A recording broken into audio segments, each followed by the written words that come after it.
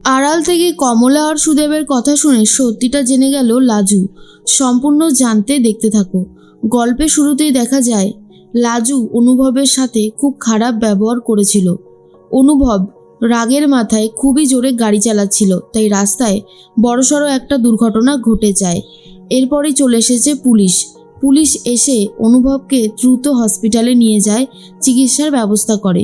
আর এর মাঝখানেই স্ত্রী তো নিজের ফোনটা ঘরে রেখে এসেছিল। ফোনটা অনেকবার বেজেছে কিন্তু ধরেনি স্ত্রী।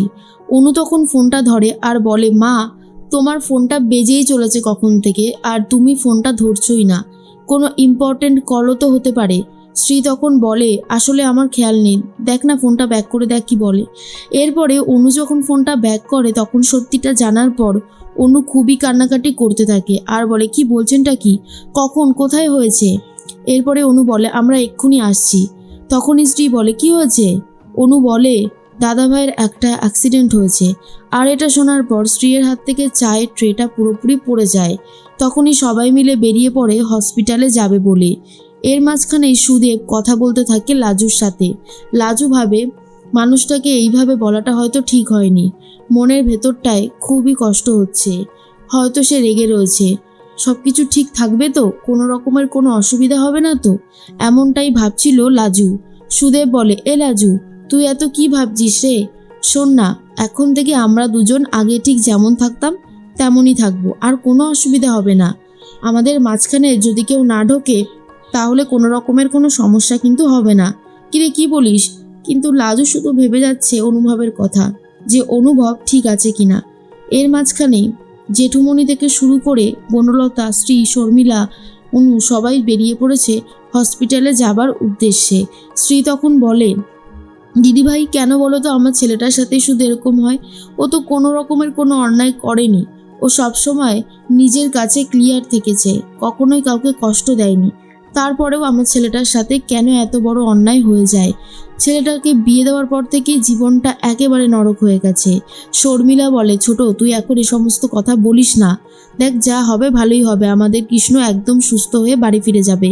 কিন্তু মায়ের মন কিছুতেই ঠিকঠাক বুঝছিল না, আর তার জন্যই কান্নাকাটি করছিল স্ত্রী। এর মাঝখানে ঠাম্মিও অসুস্থ হয়ে যাচ্ছে প্রায়। তখনই কিঙ্কিনি বলে, ঠাম্মি, তুমি যদি এভাবে অসুস্থ হয়ে পড়ো তাহলে কি হবে বলো? তোমাকে এখন সুস্থ থাকতে হবে, দেখছোই তো বাড়িতে কত বড় একটা বিপদ ঘটে গেছে।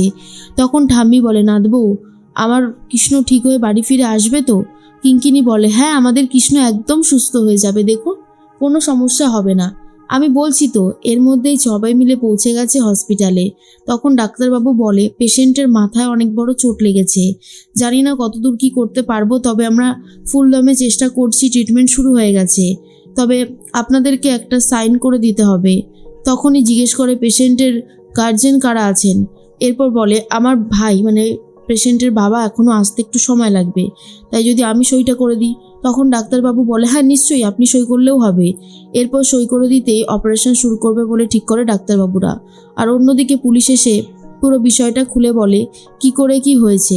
তার মাঝখানেই মনে মনে একটা কথাই ভাবছিল অনুভব, অর্থাৎ লাজু, অনুভবকে নিয়ে, যে অনুভব ঠিক আছে কিনা।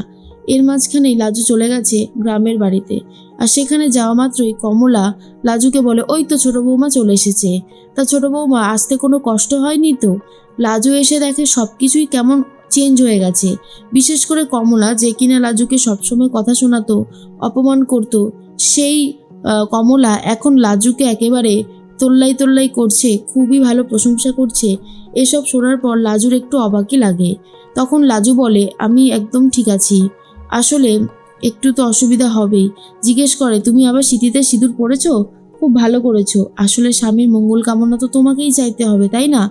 যাও, ঘরে গিয়ে একটু বিশ্রাম নাও, এতটা দূর থেকে এসেছো, বিশ্রাম না নিলে হয়? সুদেব তখন বলে, আমি তো ওকে ওটাই বলছিলাম, যে তোর আর কোনো চিন্তা নেই, আমরা তো আছি, আমরা সবটা সামলে দেব। এরপরে লাজুর ভিতরে চলে যায়। আর অন্যদিকে কমলা বলে, এই মেয়েকে আমার আর সহ্য হচ্ছে না, বাড়িতে আসা মাত্রই আমার মাথাটা গরম হতে শুরু হয়ে গেছে। ঠিক তখন সুদেব বলে, মা, এখন কিন্তু মাথা গরম করলে হবে না, এখন আমাদের মাথা ঠান্ডা রাখতে হবে। লাজুকে যেভাবেই হোক না কেন বুঝিয়ে সুঝিয়ে আমরা এই বাড়িতেই রেখে দেব, ওকে আর শহরে পড়ানোর জন্য পাঠাবো না।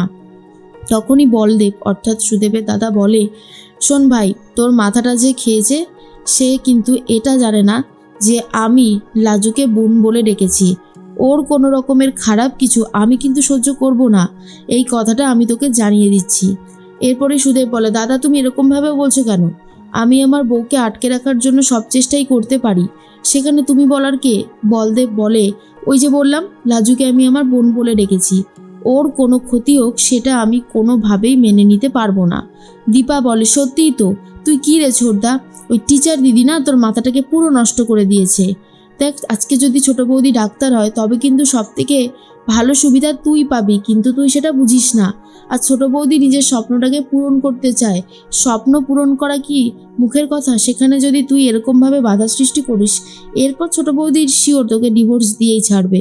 সুদেব বলো, অত সহজ না, একবার যখন ডিভোর্স দিতে দেয়নি তখন ডিভোর্স আর হবে না। কমলা বলে, এই মেয়েকে এই গ্রামে এই বাড়িতে আটকে রাখতে হলে একটাই রাস্তা খোলা আছে, এই মেয়ের যদি বাচ্চা হয়, আর বাচ্চা হলেই কিন্তু এই মেয়ের হাতে আর পায়ে শিকল পরানো যাবে, তখনই সে আর বেরোতে পারবে না।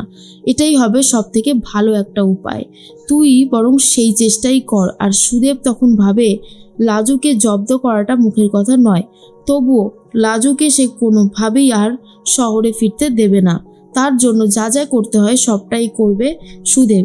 এইদিকে লাজু বুঝতে পারে গ্রামে এসে সে টোটালি ফেঁসে গেছে। লাজু ভাবে এইভাবে তো চলতে পারে না, অনুভবকে ফোন করবে বলে ঠিক করে। অন্যদিকে অনুভবের অপারেশন হচ্ছে। শ্রী তখন খুবই চিন্তা করতে থাকে আর বলে, ছেলেটার জীবনে একটুও যদি শান্তি থাকে। তখন বনলতা বলে, জেঠুমণি ও সুস্থ হয়ে যাবে তো, ওর কোনো ক্ষতি হবে না তো? জেঠুমণি বলে, না না, এখানে ডাক্তাররা তো আছে, ডাক্তাররা ঠিক আমাদের কৃষ্ণকে সুস্থ করে দেবে, ওর কোনো ক্ষতি হবে না, দেখবে আমরা ওকে ঠিক সুস্থ করিয়ে বাড়ি ফিরিয়ে নিয়ে যেতে পারবো। তখন শর্মিলা বলে, সত্যি কত বড় একটা বিপদ ঘটে গেল। এরপরেই অনুভবের ফোনটা ভেঙে গেছে, ডিসপ্লেতে তেমন কিছু আর দেখা যাচ্ছে না, কিন্তু অনুভবের ফোনটা রয়েছে বনলতার কাছে। আর এদিকে লাজু ভাবে খিটকেলের সাথে অনেকক্ষণ কথা হয়নি, আর মনটাও খুব একটা ভালো লাগছে না, তাই অনুভবকে ফোন করবে বলে ঠিক করে। ফোন করে লাজু, আর যথারীতি ফোনটা কেটে দেয় বনলতা, আর ভাবে এই মেয়েটা তো দেখছি কোনোভাবেই অনুভবের পেছন ছাড়ছে না। লাজু ভাবে ফোনটা কেটে দিল কেন, সব ঠিক আছে তো, নাকি সব কিছু ঠিক নেই? মনের ভেতরটায় কষ্ট হতে থাকে লাজুর। আর অন্যদিকে দেখা যায় অপারেশন চলছে, ডাক্তারবাবুরা অনেক কষ্ট করে অনুভবকে বাঁচানোর চেষ্টা চালিয়ে যাচ্ছে। তার মাঝখানে স্ত্রী বারবার অসুস্থ হয়ে পড়ে। অনু তখন বলে, মা তুমি নিজেকে সামলাও, দাদাভাই একদম সুস্থ হয়ে যাবে, তুমি দেখো। অনুভবকে সুস্থ করার জন্য ডাক্তাররা খুবই মরিয়া চেষ্টা করতে থাকে।